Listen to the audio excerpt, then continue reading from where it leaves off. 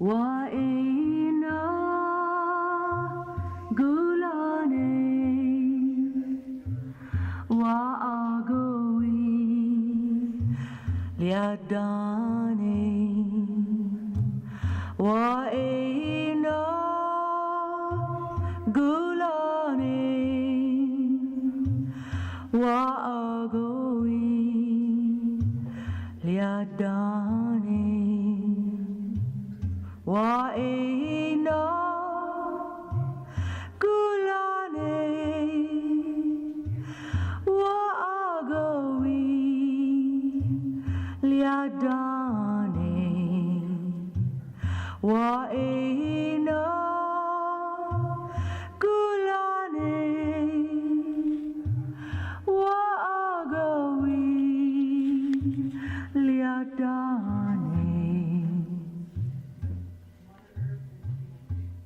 waina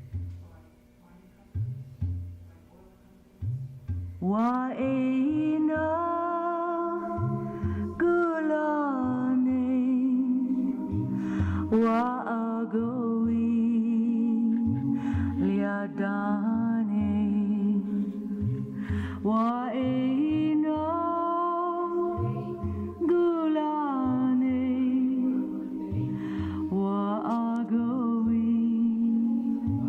liadane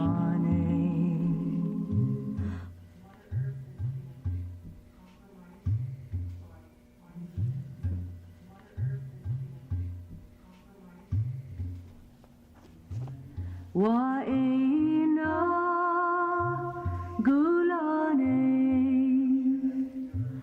wa agowi liadane waina gulane wa agowi liadane waina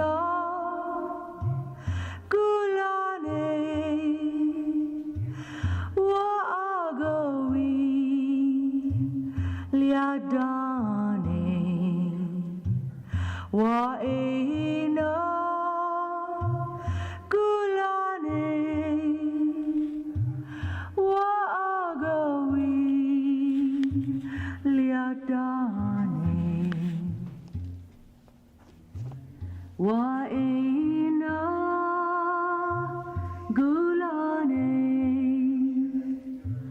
wa agowi liadane waina gulane wa agowi liadane. I was born in a very normal, not upper middle class, but middle class family. And they had a lot of problem. My grandmother, my uncles, they had a lot of problem with women. So women were supposed to get married, and they grow up, they get married, but I always felt like I had a calling, but I couldn't tell anybody except my mother. So my mother used to say, "No, you can't dance. There is no way. You learn singing. You learn arts, creating arts, painting, and all those things." And she put me all these classes. So all day long, I went to one class after another class after another. In Jamshedpur. And because Jamshedpur is so close to Calcutta, all the Rabindranath style of work and everything was in Jamshedpur because it was very small town. My father didn't even care. He was just happy person. So one time my mother met this dancer who came from South, Telu Nair.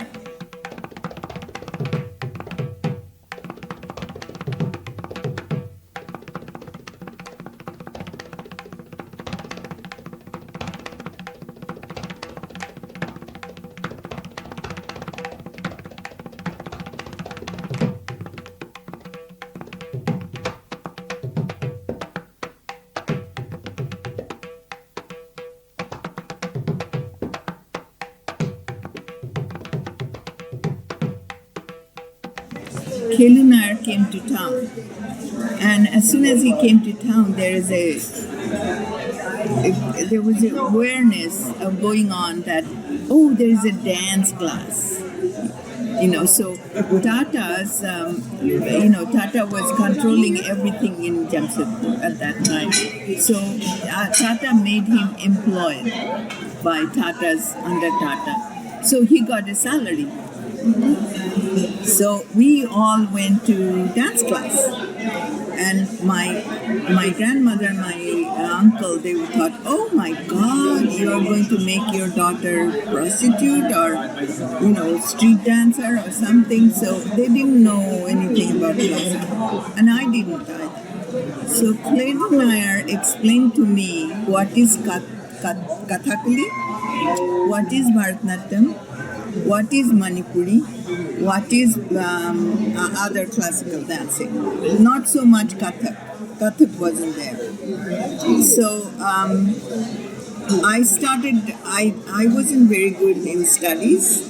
So my mom knew that I will not go to college and become somebody. How old was you that time when you started learning? 8. Younger, maybe 7. I don't remember. Such a long time ago. So it started. So I started, and I got so involved that I forgot about everything, and I started dancing all the time. So everybody used to say, "Oh, she will get married, and she will go in the kitchen and dance with the patchoula." Okay, so it was all these things were happening. And then all of a sudden, I was around 15. I was in high school, and 15, 16, I was just finishing at that time, because in India, you have to, by 16, you have to have a high school diploma. Otherwise, all the parents will start crying. So no matter what, I somehow got there. And as soon as I got there, I saw, my mother saw in the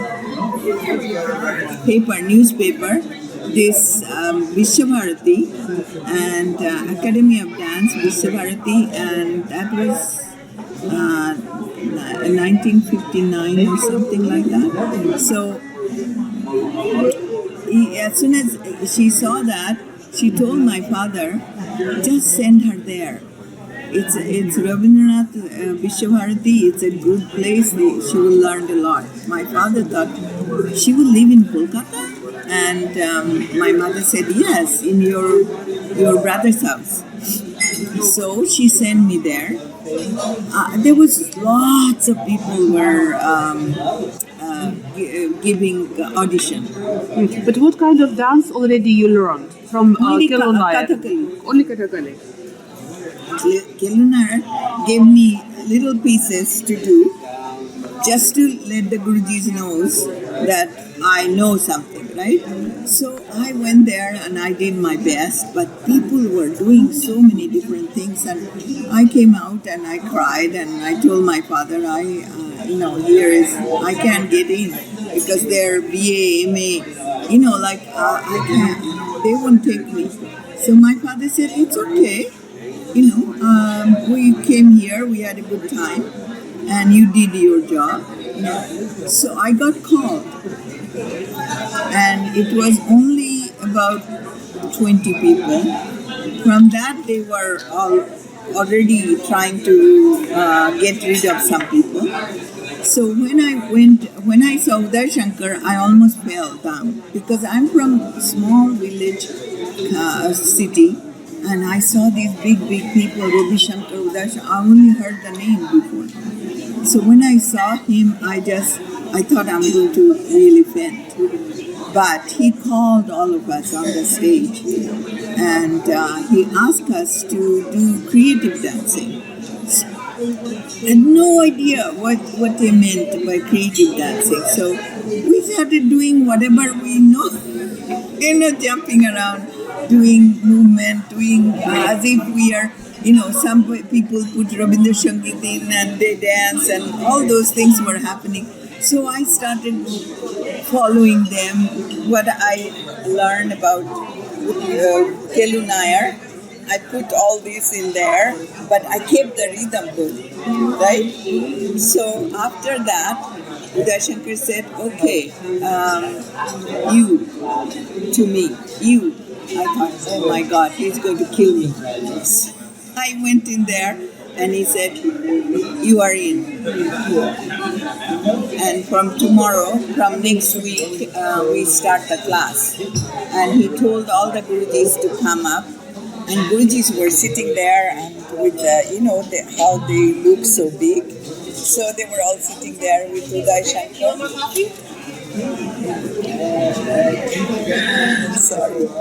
Sorry to bring you here. No, it's okay, it's okay. I thought, they would be making... No, it's okay, So it was just like that. So he said, you'll be learning Kathakali, Bharatanatyam, Manipuri, and my class. These 4 subjects. And I had no idea what Manipuri was, what Kathakali was. Kathakali I knew, but Bharatanatyam was, I didn't know. So next week when we came here, I was trying to wear saris, which was not good because saris has to be wear some up on style. So another lady came in and taught us how to wear the sari. But why? What was the problem with sari? Because we had to wear pants underneath and then on the top of the sari so we can move. Kathakali is huge state. So we had to wear sari. There was no, we couldn't wear salwar kameez. We wore saris and she taught us how to do it. So we did it. 2 saris we made by hand. Like gathering here. We made by hand. We learned it. And those 2 saris were our costume when we came in. So we changed when we came in. And it's very strict. And around 3 o'clock, Uday Shankar came. And from 3 to 4, 5 was our time with him. From A to Z. That means there was a group of class, the beginner, then another one. It's a little bit, they knew little more, and then another class was advanced.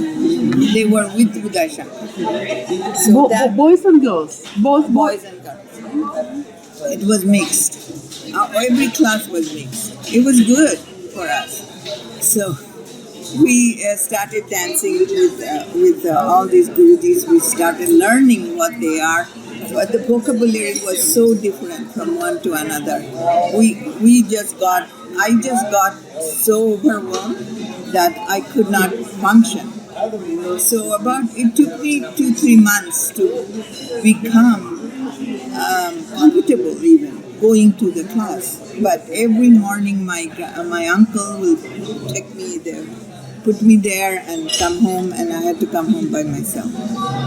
So it went on for a long time. What happened from there to there, I realized that dance is something I need in my life. I didn't realize that at that time, but because all the Gurujis were saying, okay, they used to call me Rubna. They couldn't call me Rubena. Rubna, you do this. Rubna, you do that. And I worked hard. I loved it so much, it didn't bother me. So I learned all these things. I didn't even know that I could go to South and learn more. I could go to there, I learned. Later on, I learned all these things. But at that time, those 3 years or 5 years, I was stuck. And then they added philosophy, Sanskrit, and also history. But how it was the classes of Uday Shankar? How it happened? Uday Shankar came in and always asked us to walk, just simple walk. So we will be walking all around on the stage, and then he will give a word, like happy, or hungry, or or sky or forest or something like that, just a word. And we have to make that happen, that word happen. So how we do it with the movement or with just our face or running around or whatever is our business. Not, he won't tell us how you do it. And so we do it. There was not many people, so 12 people maybe on stage. So 12 is, he could handle 12.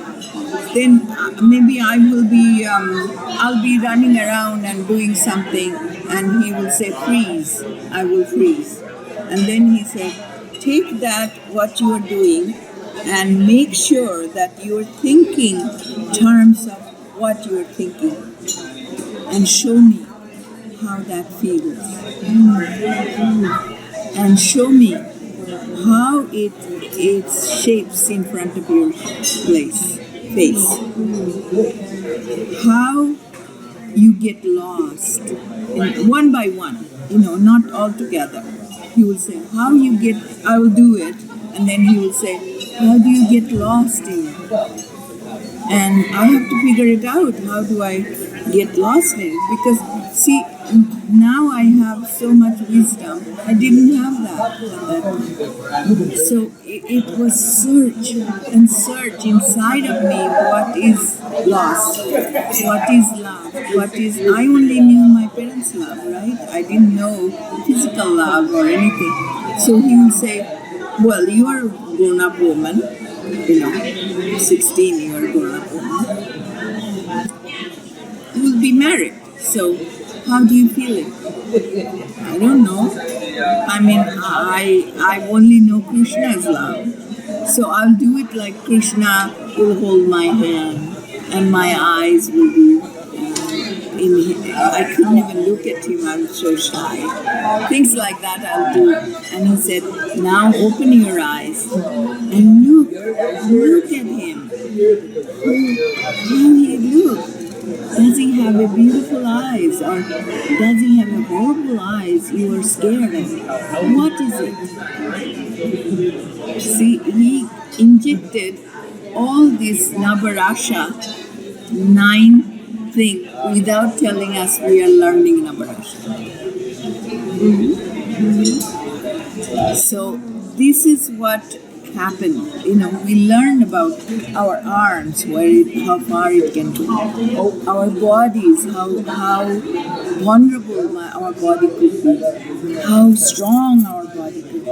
Our legs doesn't have to move anywhere, but have the strength of the earth to hold you there. Those kind of things. It's very abstract to us at that time. And we'll come out and we'll be exhausted. And we say, we didn't do anything. What happened? Why are we so exhausted? We couldn't understand it. Now I do, but at that time I didn't. So that was my experience with him. And I'm still using that, every single day of my life. Every finger, every hand, every eyes, every mouth, head, everything will be exactly the same. That was he was trying to develop the school of dancing, Vidya School of Dancing. He was trying to develop, which he couldn't. Too much again.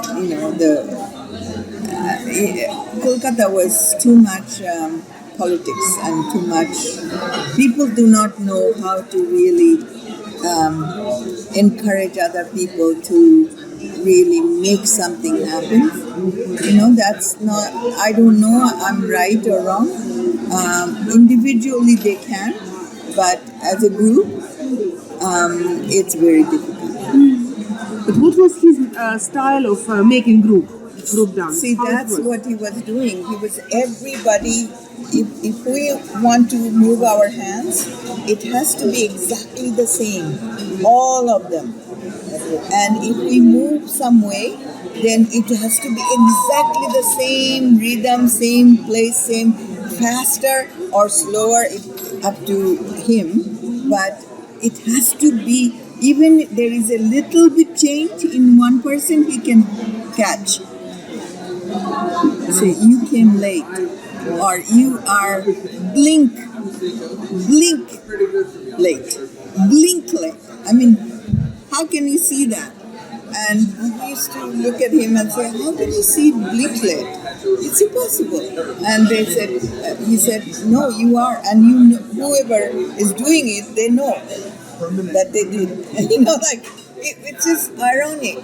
That's what Momita and all these people are doing. Momita's brother's wife, she's also, that's the truth. But they're not his head, right? So it's not the same. What we learn. So you participated in one performance, in one group performance? Just one. Sometimes. One time. Then I got married and I came here. But do you remember something about this group presentation? How it was? Yeah, it was stories, different mythology stories, different. He did some Manaka, his wife. Amla did some. Amla was so good, and he and Amla did some, and then we came out as a group behind them or with them. So sometimes, And what about the audience? How the audience perceived it? Audience. Uday Shankar name is there. There is, you can't even. It was on place where they play cricket in Kolkata. It was packed. It was packed. But where, especially he participated, where there was the performance, in which part? Where it took place? They build a stage. They always build their own stage. Dada always build their own stage, own lighting, own background, own everything. He had a whole bunch of group of people. They're famous people. Now they are very, very. They are dead, but they were famous when I was young. They were all big names. Listen, yeah. They used to call them Dada. Dada. We used to call them Dada. Call him Dada. Yeah. He was not so old. He was. How old was he that time? I never pay attention to the age because nobody did at that time. They just. But why he could not establish his own company in Calcutta that time? He wanted Almora. Because Vishwabharati was already established. Rabindranath Tagore's Vishwabharati was established. Now all the Bengalis wanted to bring Vishwabharati to Kolkata. The style of Vishwabharati to Kolkata. Rabindranath's style. Now Rabindranath's style was nobody knows. Kind of Manipuri, but not really. Like those kind of things. So Dada wanted to do all these separate classical dance, just like me, but not destroy them, but use them in a production of each and every place. But he has his own style. When he danced and Amaladi danced, then it became huge. His style was something like contemporary, something like power, something like when he did Shiva, he was Shiva. So we couldn't see that. So what happened in the people at that time, there was a lot of commotion of political, up and down and rights and all those things. So it started, and then his own group of people was unhappy with Amala. So they started going against him too, because Amladi is not paying them enough or whatever, I don't know. So they drifted. So he couldn't establish. But every one of my students at that time, everybody doing differently. I'm in Toronto, Canada, my friend Suresh Datta is in puppetry, and my another friend of mine, she is she took Manipuri to the village people or Santi town people, teaching them Manipuri completely free, and they are performing, and she is fabulous. And another person, he's doing drama. This See, is classmates. All your my classmates. classmates. Who is doing puppetry? Puppetry is Suresh Dutt in Kolkata. Kolkata Puppet Theatre. He's very famous. He got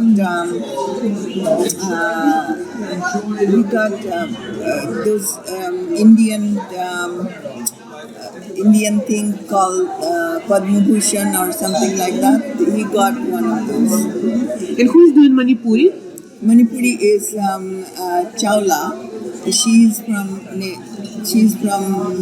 not Nepal, but she's from on that mountain. Not Nepal, but other one. Chalia, Meenakshi Chalia. Meenakshi Chalia, she's with the Manipuri, and her father was her uncle or father. Somebody was a minister of that. So she could do that to Shanty town, getting the children and teaching them Manipuri and making them perform. So they never had anything like that in Kolkata.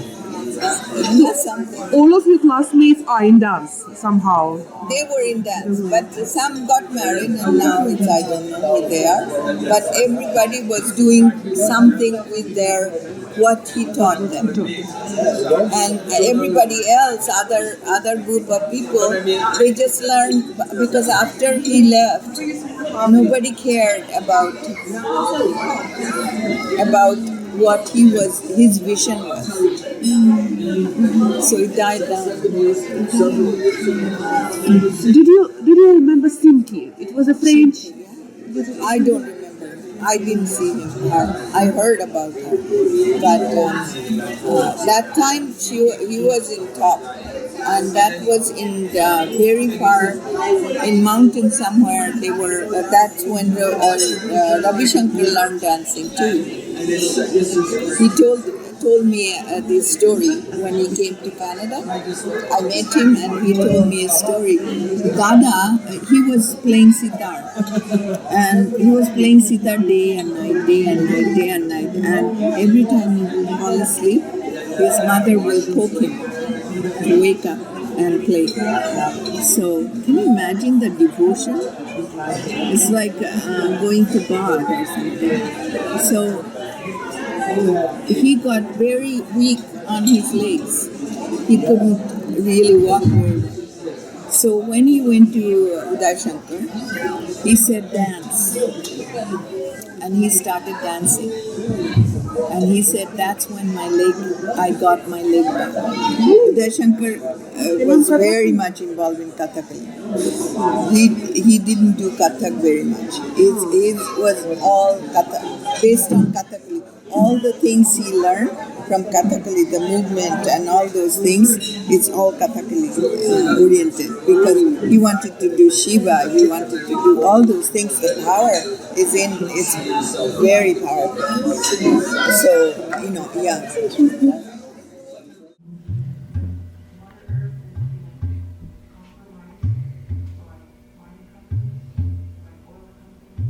All the Gurujis. Manipuri Guruji, Kathakali Guruji. So we the first year, we took everything they have given us. Kathakali, there was no separation. Kathakali, Bharatanatyam, one after another, every 2 hours, we change different dancing, right? And some people are doing very well in Bharatanatyam. Some people I was doing very good in Manipuri than Bharatanatyam. Kathakali, I've already got some, so my strength was very good. Kathakali, you need a lot of strength and hold, like holding was really big. And Uday Shankar also learned Kathakali, right?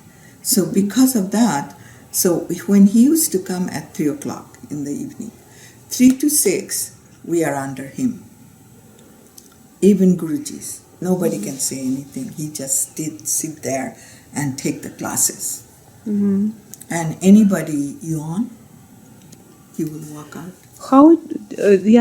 Just tell me please about these classes. So how he conducted the class? What was his approach? It wasn't a normal approach. To us was very alien because we never knew about contemporary dance or ballet at that time. We didn't know anything about ice skating, nothing, right? But he had all these in him, right? He had the world in him. So he wanted us to see that through him.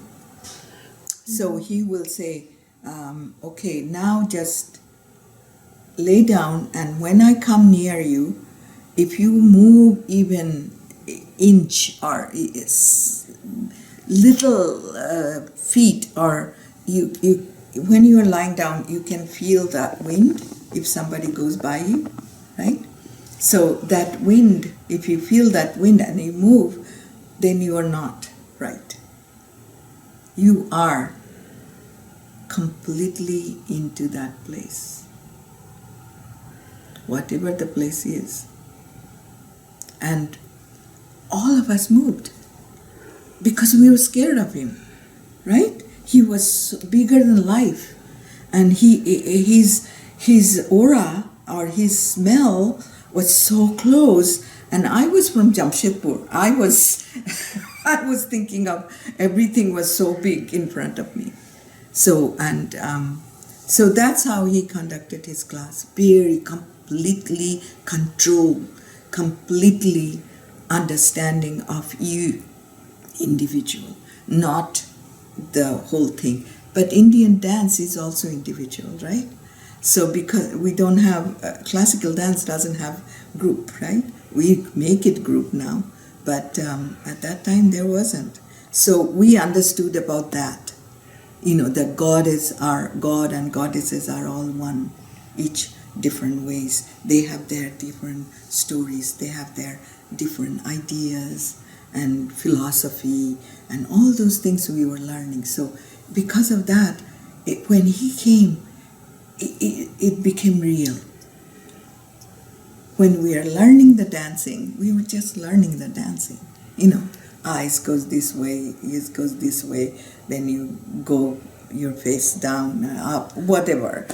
So you're learning those kind of things. But when he walked in to that, all day what you learn, it became real with him.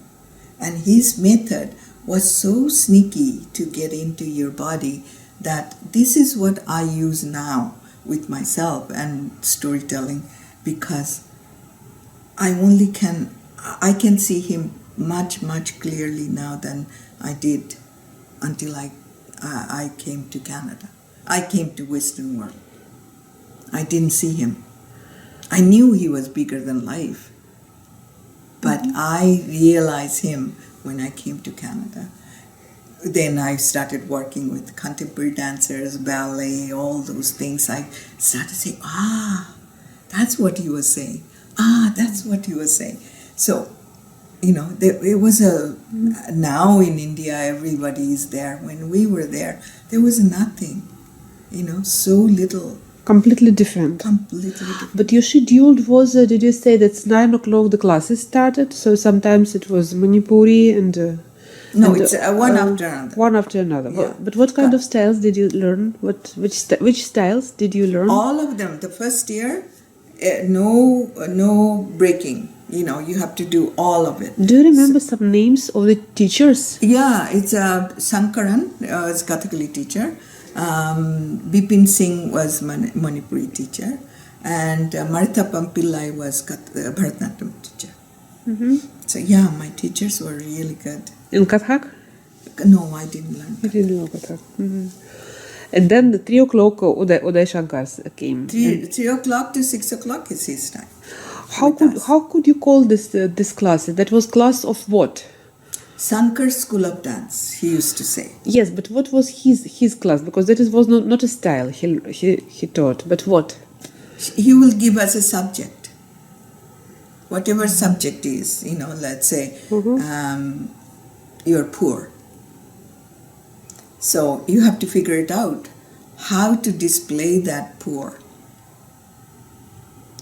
Poor means, in our head, poor is what? The people who have torn clothes and, sick a little bit and all those things. You go beyond that. Your stomach has to, we were wearing saris. So through saris, we have to show our stomach is way down there. I can't do it anymore. Way down there, that we are hungry. It's hunger is coming from there. But that kind of poor. It's not just on the top poor. Even Gurujis were scared of him because they don't think like that. They say poor is poor. Poor. You're begging or whatever in dance. But he will say no. Give me poor. Give me happy. Give me the abstract of that. Was so difficult to do as an Indian dancer because it's all structure, right? All structure, all coming from that place. But all of a sudden somebody is giving you these words and you don't know how you fail. And I used to stand by somebody very close whenever he used to say, stop, and you have to freeze. And I always used to stand by somebody that if he's picking on me, it's not just me, that person also there. So I sneak in. So one day he caught me too. He said, I see you all the time. I don't know your name. What's your name? Stand by with somebody. No, do it by yourself. Understand who you are. It's all inside of you. And what about the musicians? So the musicians were all there all the time because whenever we had classical dance, they are singing or Gurujis are playing, like a musician. They didn't have to come all the time, but there was music after 6 o'clock. There will be music classes, Carnatic music and North Indian music.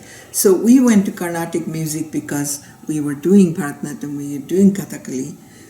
So we had to go there to understand.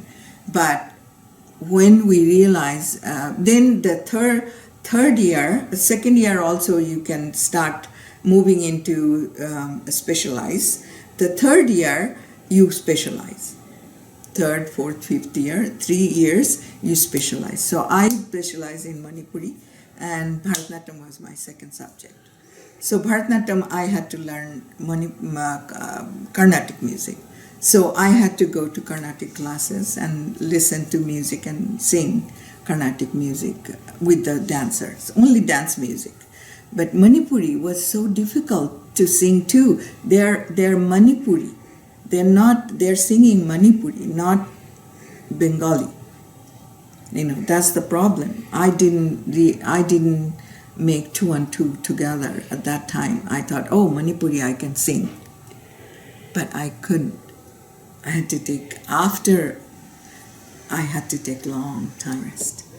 Tiger was so hungry, was looking all around and trying to see what he can eat. He was walking slowly, and slowly. And he fell into this mud. And he got stuck. He could not get out.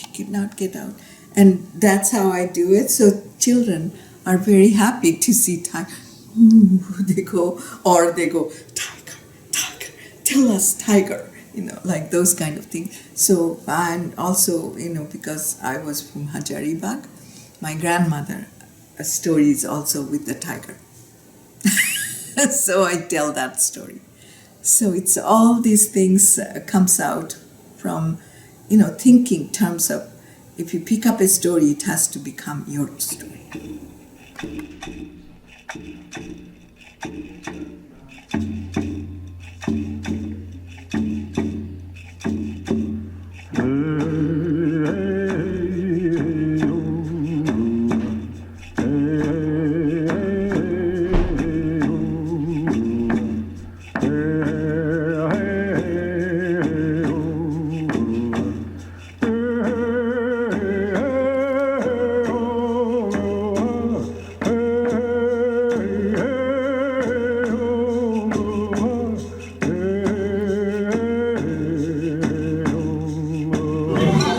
So, this marriage story. My marriage was arranged marriage. My parents and his family got together and make sure that we will get married. But his idea at that time, he wanted to come to India. He didn't want to stay in India. And I wanted to stay in India because I didn't think of getting married means I have to go somewhere, you know. But I knew everybody did.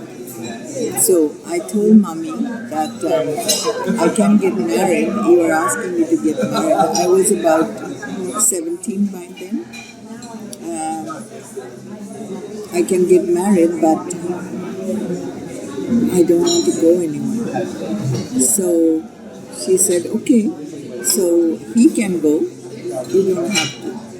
So what she did, she was a very clever woman. She made a deal with my in-laws that I will go back to Vishwavalti or Academy of Dance and he can go to England. And that's when, that's what the marriage will be.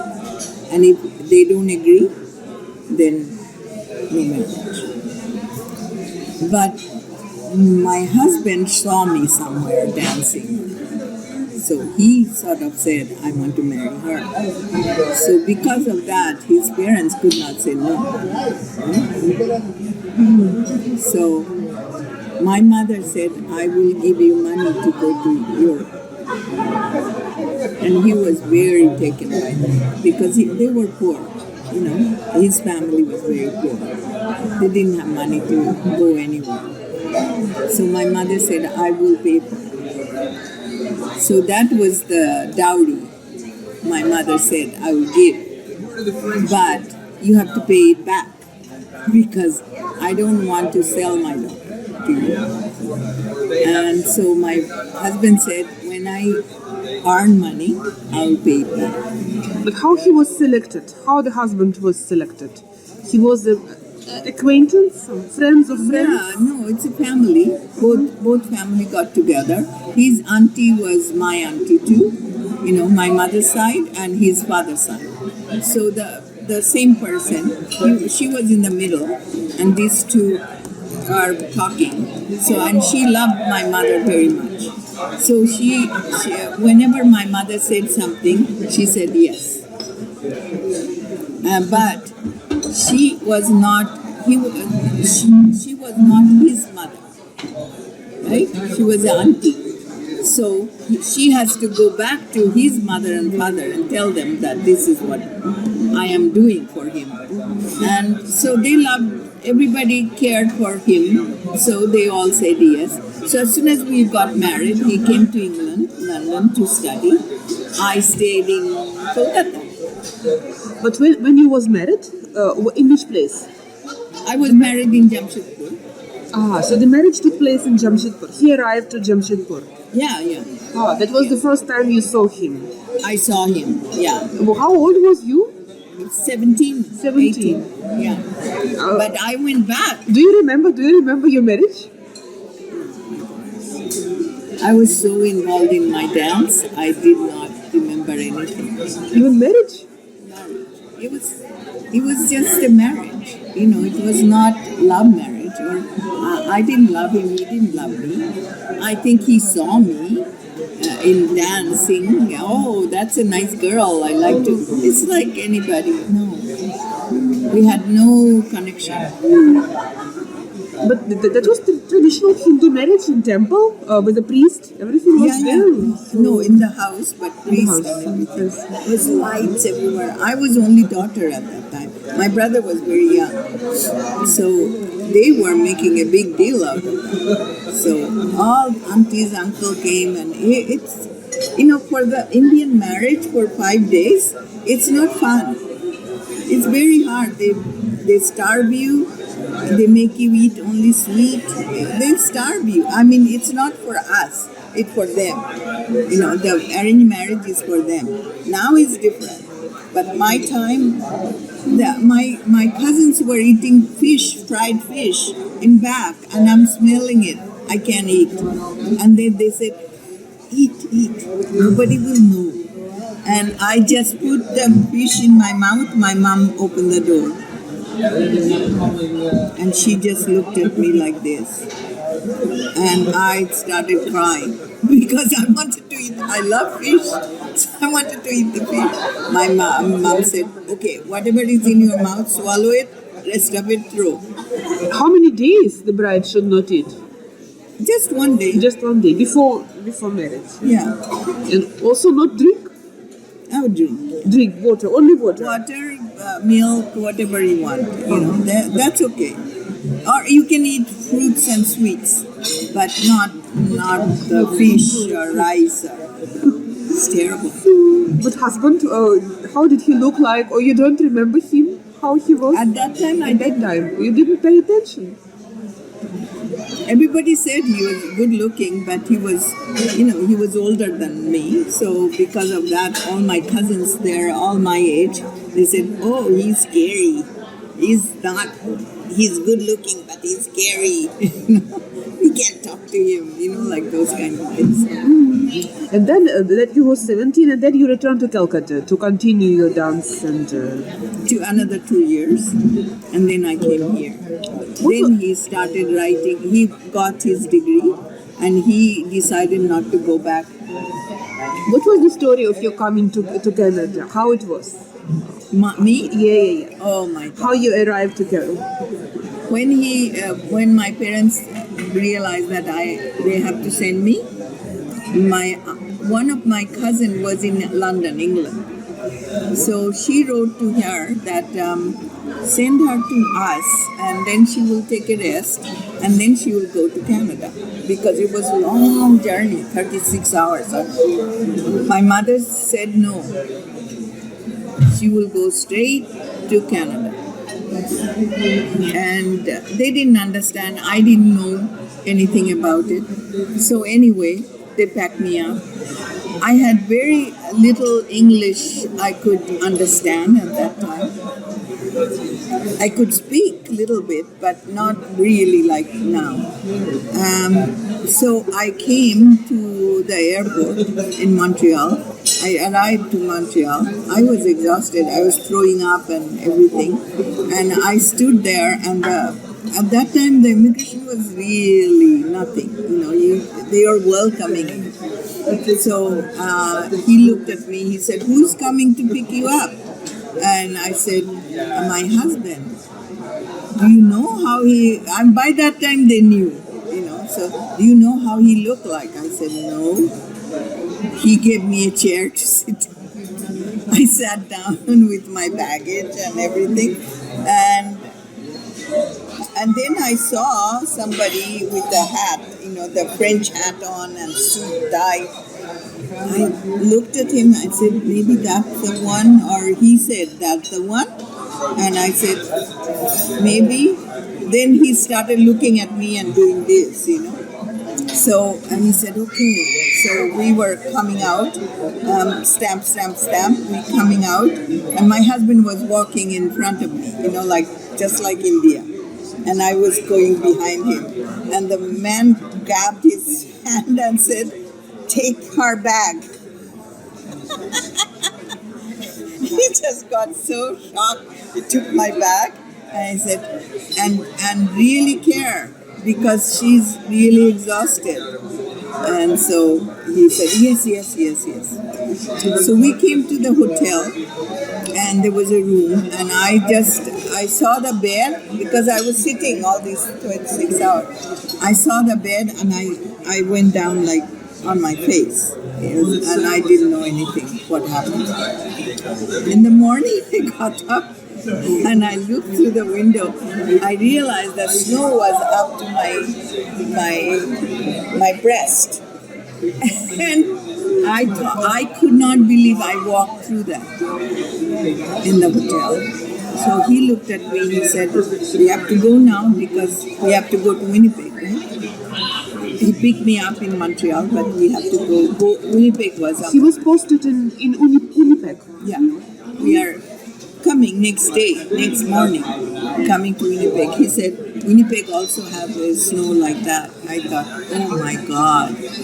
So I came in, but I think as soon as I walked into the apartment or what room, he has a room and kitchen and really very small place, and I got depressed instantly, and I just sat there for whole 2 months. I never moved from the window because I felt that every time he went out, I felt that is shaking because he will die in this snow, and then how do I go home? That was my experience. And then within that year, I went back to India. You know, he sent a telegram to my mother. My mother said, no, she's not coming. She's staying there. And I didn't know how to do it, you know. So I tried. I think I tried, but I didn't know him. I didn't know what this sexual power was. I didn't know. Nobody was there to ask. No Indian community was there. He was posted in. There was only 6 or 7 families were there, but I didn't. You know, these things you can't. As a woman, you don't ask him. That was Manitoba University. Yeah, he was posted. What was his position? He was just a lecturer at that time, and he was in mathematics. Then later on, he went to statistics. So you was about 20, and he was about what is his age that time was? I think he was 10, 15 years older than me. So it's, you know, that's the difference. So yeah, so that's then within half a year I went back to India because he realized that I can't function. I was so. How did you went back? By plane? You just purchased the ticket and come? No, he and I both went. You both because he didn't go to India until he finished his study. So he and I both went to India, and he left within a few months, 6 weeks or something like that, or maybe more. And I stayed on. In Calcutta? Or in Jamshedpur? Jamshedpur. In Jamshedpur, in your house, in your parents' My house. parents. So how was your parents feeling about you? They didn't say anything to me. I kept going. I kept having a good time. You know, going here, going there, going. That's what I thought marriage is. It's having fun. You know, safe and fun. Because no men were hitting on me because I had I was married. So it was wonderful with my cousins, and I wasted time. I wasted not learning dancing at that time. And how long was you in India? That Whole time? year. 1 year. And then my father started saying, people are talking, they think you're divorced. I said, what divorce? What does it mean? So I came back. But no dance. No dance for that time. You didn't dance for that time. I was that's why I said I was stupid. But I had no clue but I dance all day long in the house, whatever, with my mom, and mom would say, did you stop banging all the time? Like that kind of thing. But I didn't stop. I kept dancing. I went to a movie, I saw something, I came home, I practiced that, what I saw in the movie. at that time it's all pure dance, right? There was no hanky-panky like now going on. That was not that time, Everybody was either Bharatanatyam or Kathak or Manipuri or something very classical. So I'll come back and I will pick up those steps and I will do it at home. So that's how I kept going. So after a year, when I came back, I realized if this is my life, what am I going to do? And that time you also was posted in Winnipeg itself. This whole time we stayed in Winnipeg. And when you came to Toronto? I came to Toronto recently after he retired. So the whole of your life mostly was in Winnipeg. How was the Indian life in Winnipeg that time? What was there? There was a lot. I lived two different lives. I lived my life with everybody arts world.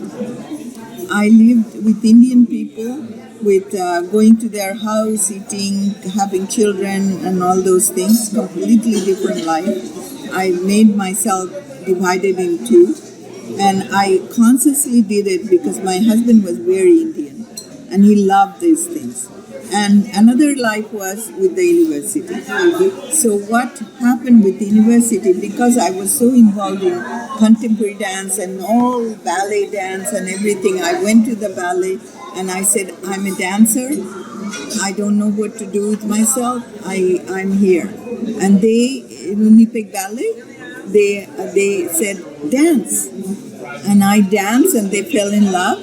They asked me to take classes and take dancing. I couldn't do ballet because I was too old for the ballet, but I could do contemporary jazz. Jazz I loved, so jazz and all those things. So I got involved very much with these things, these people. And I used to get called from everybody and all those.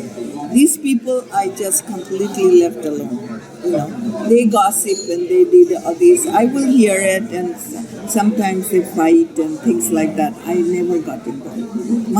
My husband loved Indian people, Indian food, Indian ways, and he used to think of me like I'm not really Indian. I don't think he didn't love me, but I think he loved me. But he wanted to see me his way, at home, cooking, doing all the things. I wasn't. I was going against him, and I kept going against him. But he never stopped me, though. He never said, you have to come home such and such time. I will come home at 2 o'clock in the morning because I was with them. They will go after the rehearsal, they will go to somewhere, have a drink. I didn't drink, but I went with them. So he never got upset. He never said, you are having an affair or anything like that. All the other people did. But he never said that. That was my freedom. I was grateful to him. He never stopped me. But he didn't join me either. Wherever I went alone. Then I got involved in politics. How? What happened at that time, the multicultural thinking. So because I was so involved with everybody, so they got to know Indian dancer, this, that. So Minister of Cultural, he called me and he said, could you take care of these places which is under ministry, but they are all big stages and big places. It's very politically involved. They get money from so could you take care of that and be head of these things? And I kept saying no, because I don't know anything about running places. He said, you have whole people, all the people in there. All you have to do just be there. So that was what? What it was? It was some kind of office. It's an office, no? Yeah, it was It was called Centennial Corporation. head of the Centennial Corporation. He wanted me to take over. And I did not know about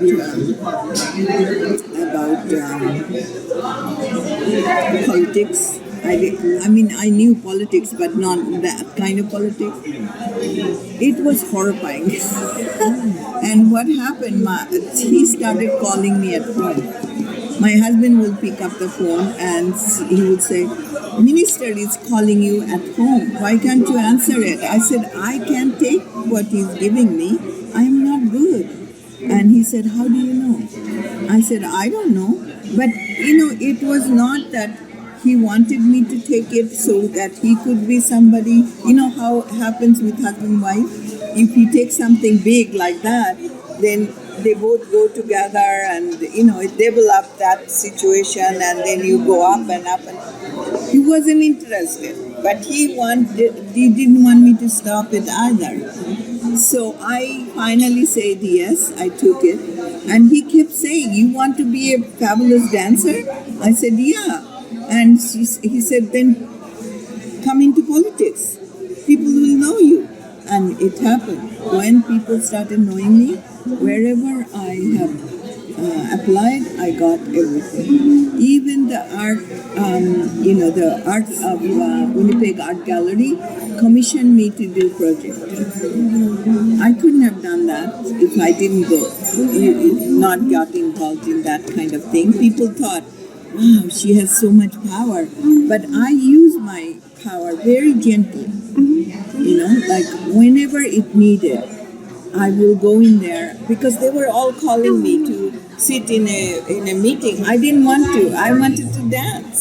But what was your position? So that was what was your position? So that my position was the head of the corporation. In under corporation law. And the full name of corporation? What was the name? Manitoba Centennial Corporation. Manitoba Centennial Corporation. Under Centennial Corporation, there is a huge government performing art, the museum, art gallery, and also planetarium.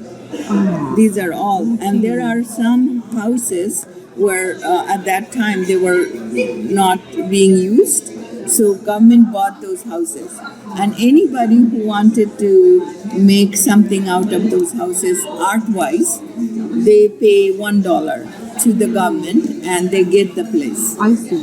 So I can deal with all these things. I have to deal with all these things, but I was not interested. But you could do it physically. I mean, you was clever enough to deal with. Oh, that's that was okay. I was. I could go to meeting, but there was 2-3 people I had. One was the under me, Mr. Goodman. Mr. Goodman, he loved me so much. He was older, and he said, "Come, we'll do it together." He was the one who was doing all this. And there was a man who was doing all the paperwork, which is money. Billions of dollars goes into all these things, right? I had no clue about. So the government spent a lot of money for that time. Yeah, they are all under government culture. They all get stipend from under government culture. And Performing Arts Center also. And what kind of dances was there? What kind of? Not dances. Anybody can rent that place and give performance. But performance, because it's a big organization, big state, everything falls apart. So IATC, the union, was very strong. They only worked this much, like all these things. At that time, when I came in, they were having they were having problem with the government. They wanted more money or whatever. So when I came in, because I was an artist, they also listened to me. So I kept saying to them, "Okay, you demand all these things. Tell me exactly what is wrong going on." So I sat down with Mr. Goodman, and Mr. Goodman said, "That's a good idea.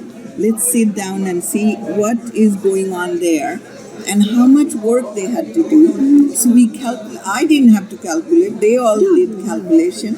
So they said government said we can give maybe 3.5%, right?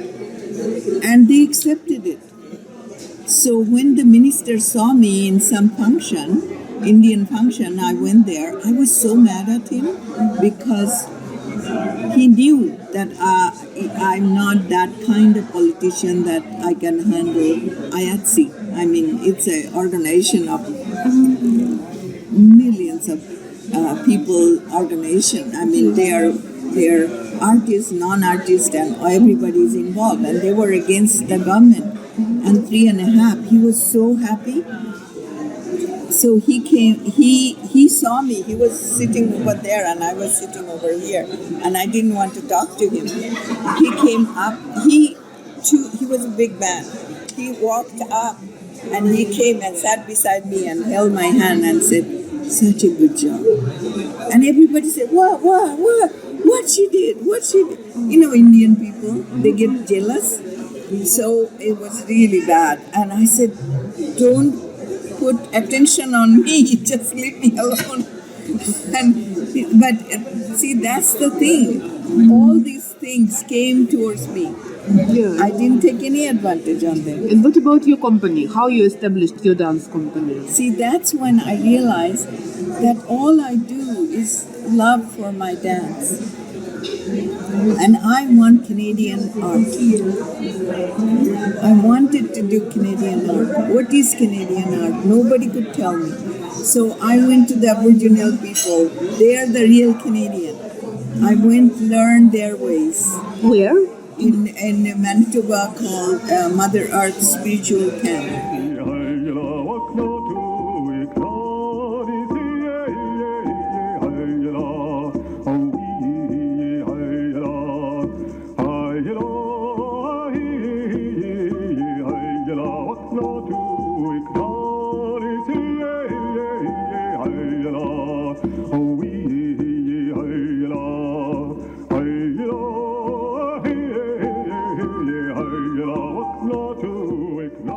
I stayed there 4 days. I fast for 4 days to learn their way. They didn't want me to go there. They didn't care about me. They were very, very angry with the whole world because they were in a very bad position. They didn't want you? Why?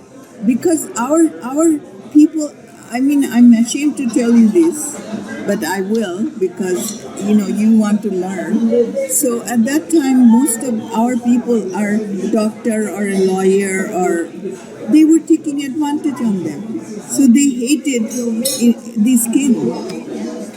So when I went there, they saw me as what she wants from us, you know. And I sat there for 5 days. I did not go anywhere. I just sat there and watched them do their ceremony. And because I was teaching at the school at that time, dance, I was teaching, I was not teaching them, I was doing performance. 5 of us were doing performance, so I was there. So after the classes is over, everybody goes home, I go to their camp and I sit there. So everybody will go to whatever the place to stay. I go to their camp and I stayed there until they accepted me. And they said, "What do you want from us?" I said, "Nothing. I don't want your stories. I don't want anything. I just want to know you. Because if I think of Canada, you are the first person who was in this earth. If I don't know you, I'm not Canadian. And Canada doesn't exist for me." And how they accepted you? How they accepted? The old lady, they always have a grandmother or father. They are the head of that area, that place. She came in and she had this fan, the eagle feather fan. She said, "Okay, now you have to go to this place called Mother Earth Spiritual place.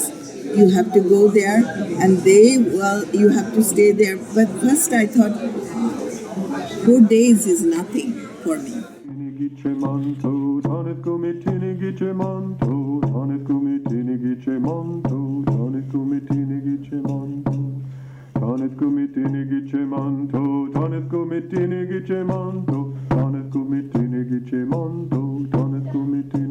But I didn't realize it was middle of the winter.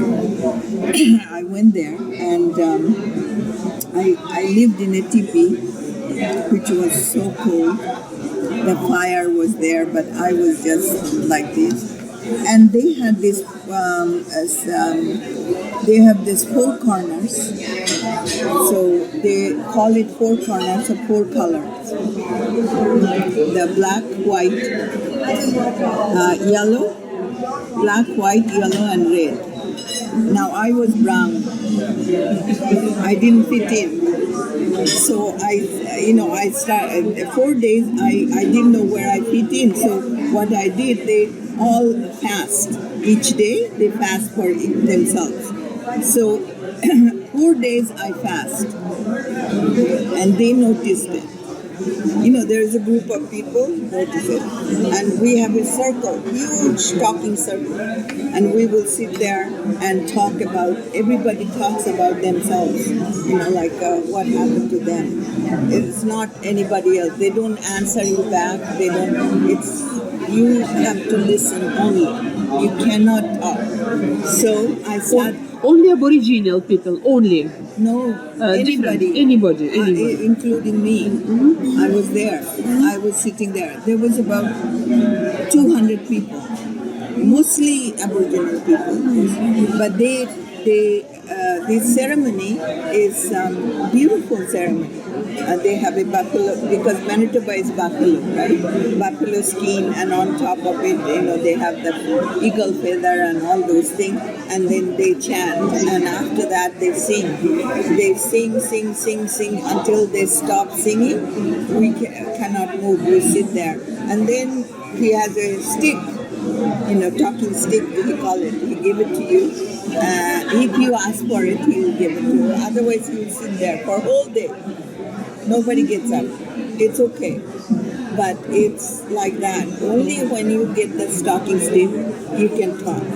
But nobody else can talk. They only can listen. I thought that was the nicest thing ever I have seen. But this is local, Aboriginal tradition. Adopted by... No adoption. No adoption. So this is pure. This is pure. Yeah. Mm-hmm. So organized by themselves only. Yeah. So not government was involved in that. It's just... Okay. That's how I learned. So they let me go. I mean, they don't let you go, even. It's a very sacred place. Ah. But because of that old lady... In that camp? When I came and met that old lady, she told me to go. Because of that, they let me come in. So I did everything, and then 4 days after, they said, "Why are you fasting 4 days?" I said, "Because I don't know where I belong." But these 4 colors and 4 corners, that was a group of people.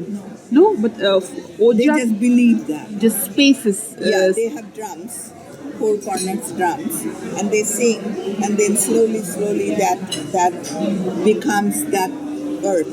Is it in teepee, inside the teepee, or it's outside? It's a big buffalo skin, and on top of it all these other things. So 4 corners is 4 kind of drums, and they sing. So each day they sing, different corners. So I fast 4 days because I didn't know where I belong. And nobody told you? No. Where you have to sit or where you have to go? No. It's a circle. You can sit in a circle, but the drums are here, right? But all other people, they know where they should sit. No. It's whenever you come in, you sit. It doesn't matter. But why you was looking for your identity? Because they keep talking about 4 corners. Mm-hmm. They keep talking about the 4 corners. So 4 corners has power. Those powers, those singing power. It was a very, very spiritual power. You can feel it.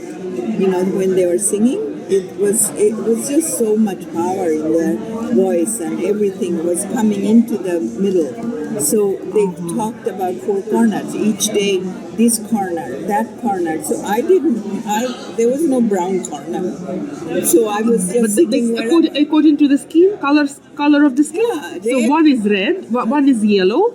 Yellow, red, black, and white.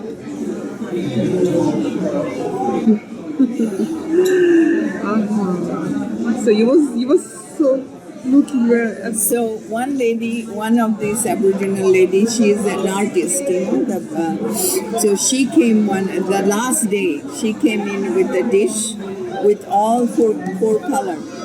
And she put one drop, it became brown.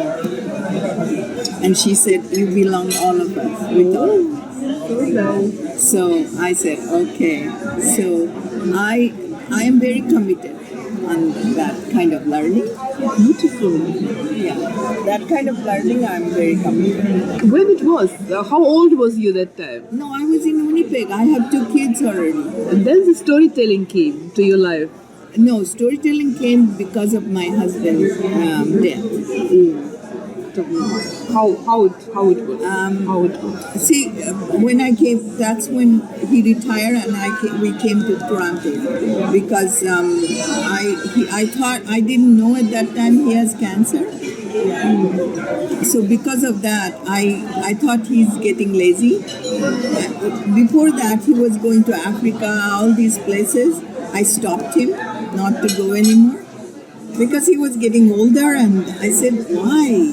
By yourself, and don't go anymore. Your eyes are going, and just stay home. And why can't you stay home? Are we that bad? I used to tell him that. And he said, no, it's just, I love teaching. And I said, no, you're not going anymore. I'm not going. I'm not leaving Canada, and you're not going. So I saw him. I was busy with my company and everything. I was very busy person. So I came home, and I would see dark everywhere. He's just sitting in the chair. He usually is a very active man. He will cook, and he will do this or that or mess up, but he will do it. But then I started saying, why are you sitting in the dark? And he said, oh, I work all my life. I'm going to sit in the dark. Nobody can tell me anything. Then I thought, this is not going to be my life. And, I fought so much for my life. I said, we are going to Toronto. What? 45 years old home and everything I left. Within 1 week for him, I said, we are going. Everybody thought I'm lying. Nobody gave me farewell or anything because they couldn't believe that I just packed up everything, rented the house, put him in the car, drove to Toronto. And when we came to Toronto, within a year, we realized he has very advanced cancer. That was how long before? How many years before?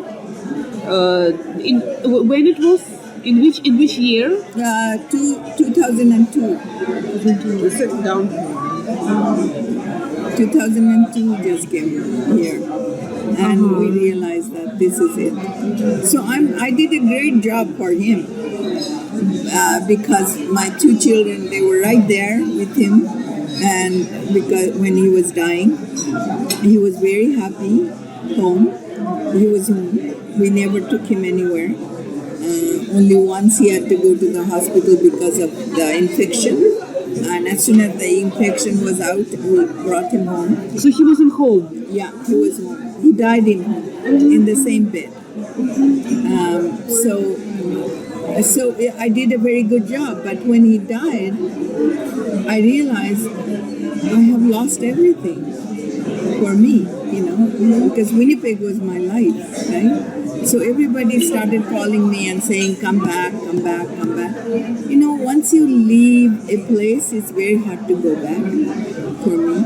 And also the two of my children are in Toronto. So they started saying, if something happens to you, we can't go. The way we took care of Daddy, we couldn't take care of you. And I started looking and I said, what am I going to do here? And then I realized that there was a program. Somebody called me. Somebody from Winnipeg a friend of mine came to Toronto to tell a story. And he said, Ruby, come with me. It's a storytelling, a whole group of people, they tell stories. I said, what? And he said, yeah, it's not grandmother's story, it's stories. So I went with her. I fell in love. And then I came home and I started thinking, well, I told story all my life with my body. Now I'm telling it with words. Can I do it?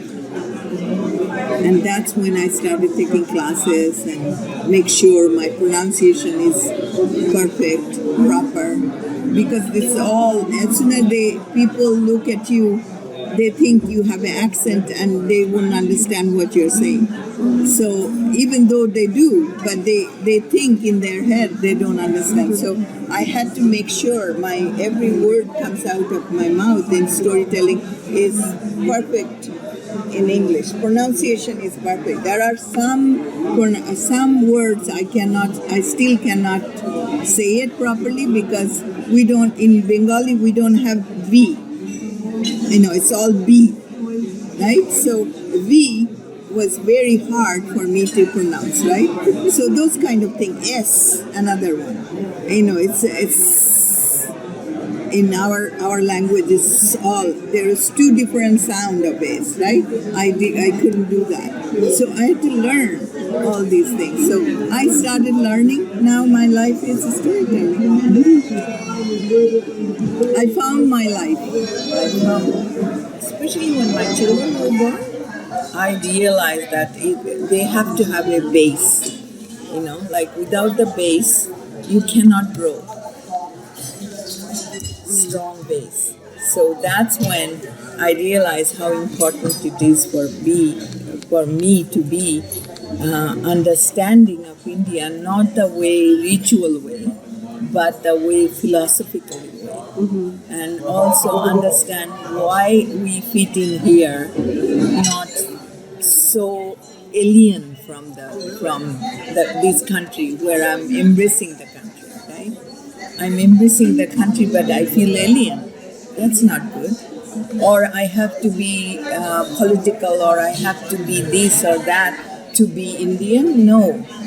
India is to me, India is, you can get anything, you can pick up any part of the world and you can fit in India. Like when I came to Winnipeg, I realized when I was in Ladakh, it was Ladakh at that time in India, right? It was the same storm and same cold. So I had that. Heat, the same thing like, Mexico or anywhere. Even in the rain, we have monsoon. It's like Vancouver or whatever. So I started doing, trying to understand me with culture. And then I can go and say to the Arts Council, I want to do this. And this makes me think about Canada, but I can leave India behind. Mm-hmm. So India is like a mother and this is a father. Like those kind of things. So I started understanding how people live in two different, so many kids has two different culture in them because they're born like that, right? Father is English, somebody is Spanish, like they are living with two culture. How do they live that? That was my project. With not destroying the style or gharana or the purity of the place, but understanding how it fits in to this environment, which is abstract. We can make it anything we want. right? And we are in very beginning part of I was in the very beginning part of that understanding. So I was determined to find that link for my children and for other children. And I did it. And I'm so proud of that. Like, I understand when they come and say, I don't like Indian dancing, but I do like something else. Okay, why don't you like Indian dancing? Because it's too many stories, too many things, too many people say you have to do it this way, you have to no freedom or something like that. And I will say, okay, you like freedom. Understand yourself why, and they will go home and tell their parents, I don't like Indian dancing. Oh, the whole house will be upside down because you are you are Indian, so you cannot be I am Indian, like those kind of things. I never did that. I thought that every one of the people in the world has freedom to live as they want to live in this world, not with one particular piece. So I try to make Canadian art like that. Now everywhere is the same, but when I started it, holy mackerel, everybody thought I really, truly, destroying Indian culture.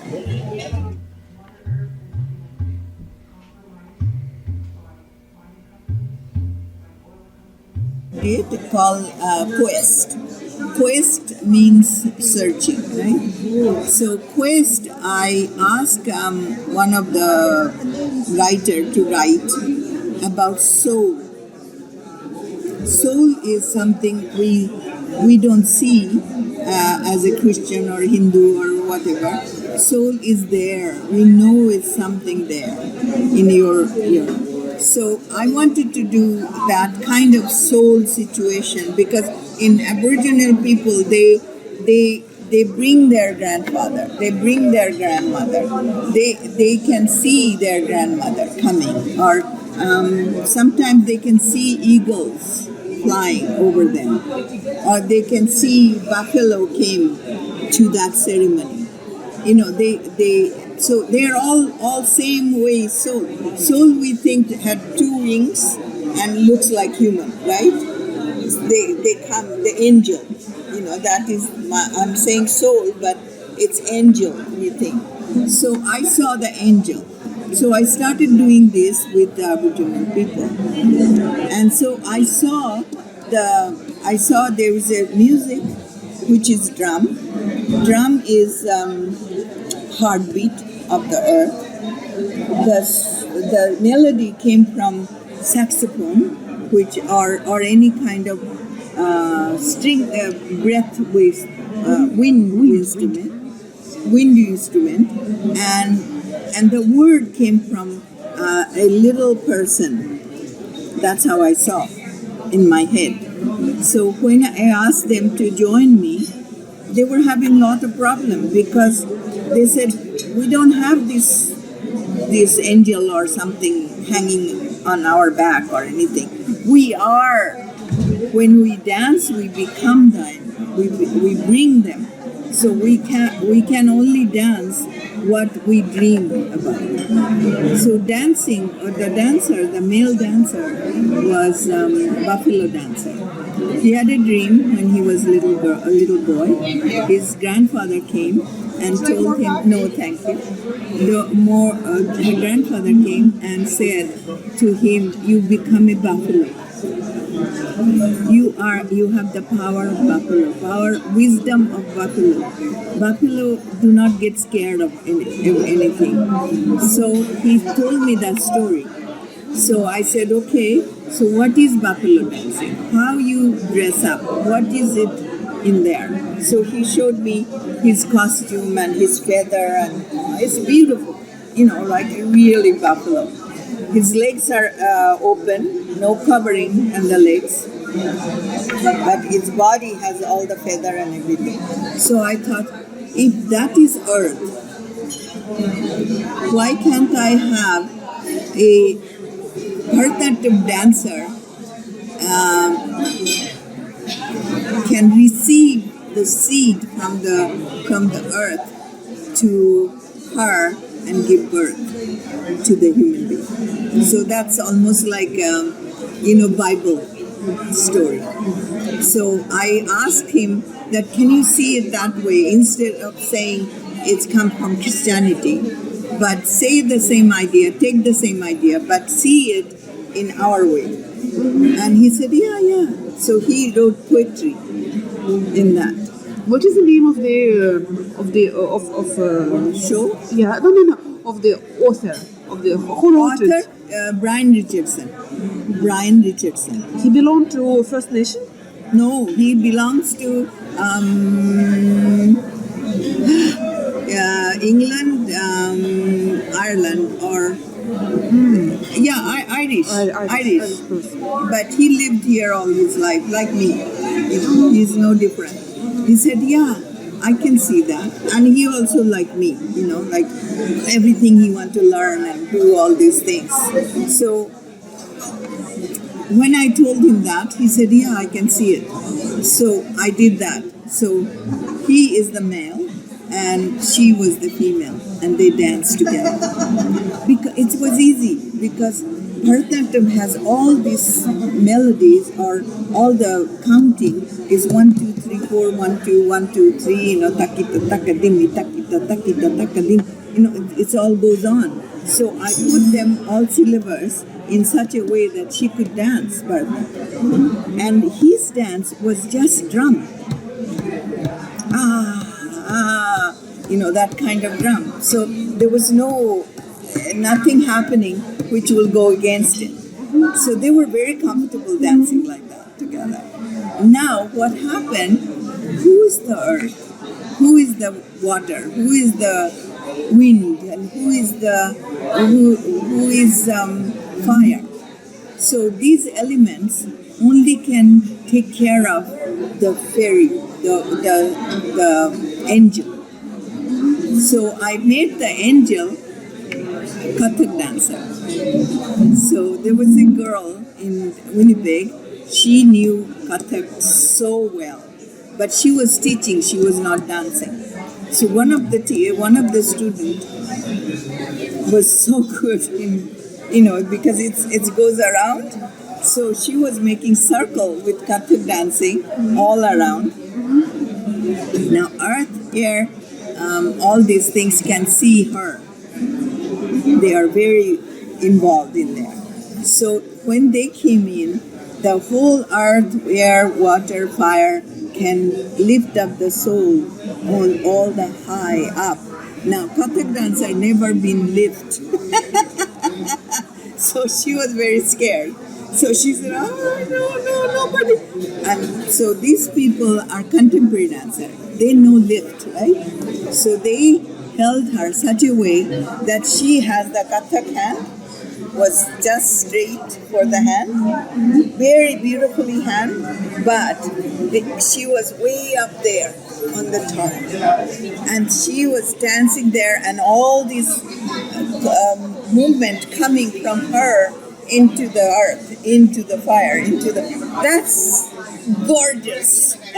And the person who did the costume, he painted all these costumes. It's so beautiful. And so Kathak dancer, and then the male and female started having problems. They didn't care for the earth. They didn't care for everything. So they get into them, and they started messing it up. And these people, this earth, air, fire, water, they were all dying one by one, and not going anywhere. Now, when the music was high, they needed the music to dance. That's when the storyteller did not have any place. So they were invisible almost, but they were sitting there because the saxophone was right there, drum was right there. So she couldn't get away. I couldn't move her anywhere. So we sort of made her lift a little bit high, and she sat there as if she's in meditation, floating meditation. So that's how she sat there again, when she started talking, she came from those music. So when her voice went, I mean, you cannot help not, this is not my creation, because the person I chose, when she's hearing this music, when she starts speaking the poetry or prose, it just comes so beautifully to the audience. The audience start crying. But I couldn't make it whole hour, 45 minutes. That's all I can stretch. So that's the only show I did in 45 minutes. And people had to pay. And they were saying, no more, no more. And I said, Beautiful. that was my Canadian art. Twist.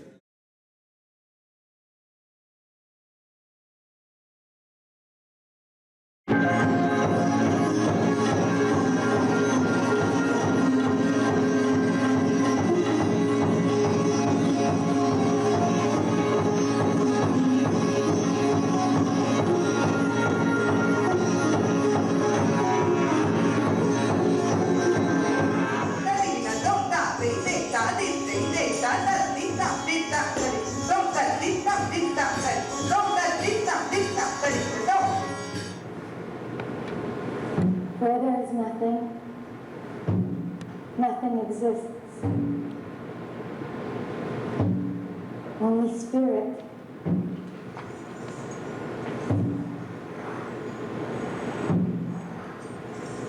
And spirit is everything. In everything is space. In every space is spirit.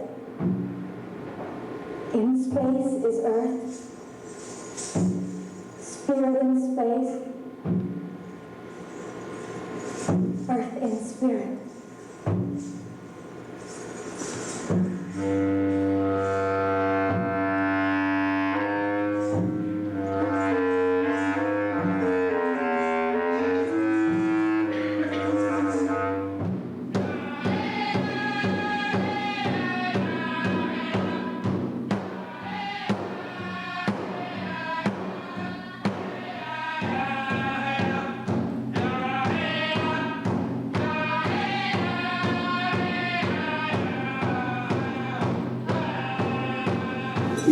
Quest for some. Quest for what?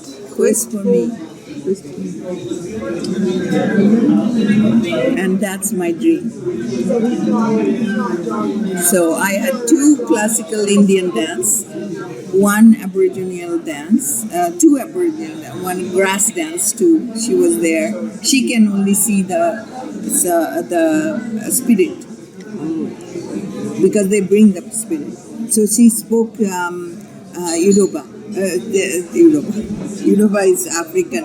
See, I'm getting all new. Aboriginal. So she spoke her language. I wanted to hear that language. And she held her and spoke that language. Poetry. It's all poetry. And then it went on to the drum, and it finally survived. We all survived because, you can leave it there. If it's dead, you can't leave it there, because you have to have something to take it home. So the spirit was dying, so the earth, water, there slowly came out and lift her up again. And that's when the lights went out. Lifted it? Lifted the spirit up again. And the spirit went Up again. That's how that's why my vision was. I used to dream about work. Other forms I use, which is theater, storytelling, music, live music. Everything has to be developed from the roots, and that's how every one of the projects starts.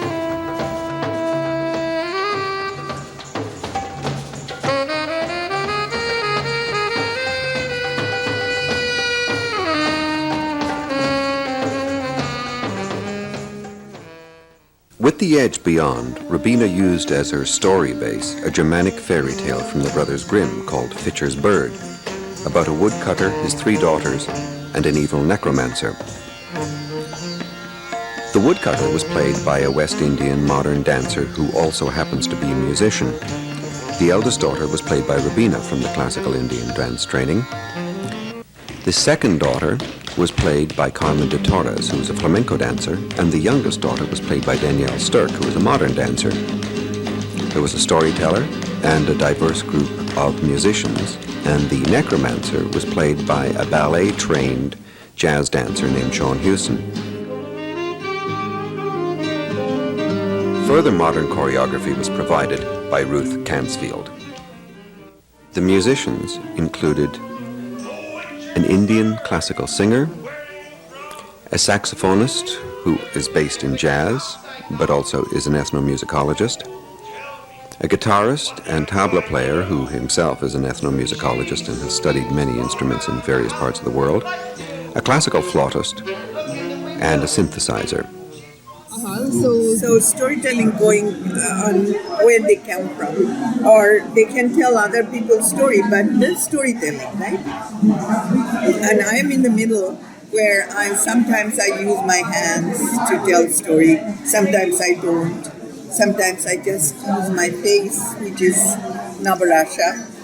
I do that. Sometimes I want to tell other people's story, but I want to know the mannerism to tell a story, because if I become them, then it makes sense to me, even though I'm not them. My color is not them, but still somebody can see I'm trying. So nobody really knows what my category is. So everybody is in their own category, right? They're doing very well. I'm in the middle where they don't know how to fit me in. So because of that, they are having trouble, and they know I do a good job, but where to put her in, exactly which place. But what kind of categories you have in storytelling? They have categories from all over the world, right? So they will tell that I will tell this story. So they have this portion, put it on that, folk tale and fairy tale. And those kind of things. I'm neither folktale nor fairy tale, not personal, but I am all this.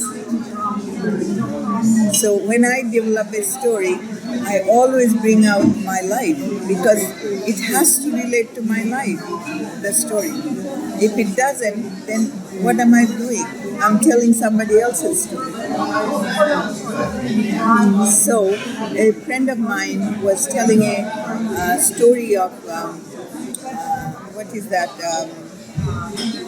Greek story, Greek meat, very good meat. And she this time she lost her daughter in cancer. Very young daughter died. So when she came and said, "Would you like to hear my story? Because this time I'm not doing a story." So I said, "Yeah, I'd love to." So she came, she told me the Greek myth story, Greek myth, and then she told me she almost got choked, telling me that her daughter also the same way died. But I didn't see the connection, like it was breaking my heart to tell her, I don't see the connection. So next day I got enough courage and I said, when the queen take this log, and this log is her son, and she's trying to put this log inside the fire because she's so angry with him that he killed his brothers. So she's trying, she goes back and forth. Around that time, you could say, I also went to the hospital and I went back and forth and I wanted to tell her, let go, don't suffer anymore. I wanted to tell that, but I couldn't. It will make so much sense to me, I will cry. But she didn't understand that. She said, story is story. You cannot just break it in the middle. So, I don't know. this is my way of thinking is right or my way of thinking is wrong. Is that the story cannot be moved into your own life? So I don't know. That's how I see it. But you're doing this. That's why I'm saying I'm in the place where they don't know where to put me. Because, it's myth from Egypt or myth from this, that. They can't do that to me. Because it is, but it is not. It's related to me. So a lot of people, dancers and other people can understand that. My children do. But very few organizers can do that. They don't understand it. So I don't have really a lot of place to do it. I have to create my own place. And I don't go to the Arts Council so much. If I'm in Winnipeg, I would have done it by now. I'm not. I'm in Toronto. So it's a tough place to be. But, what can I lose? Wa'ina gulane wa'agowi liadane wa'ina gulane wa'agowi liadane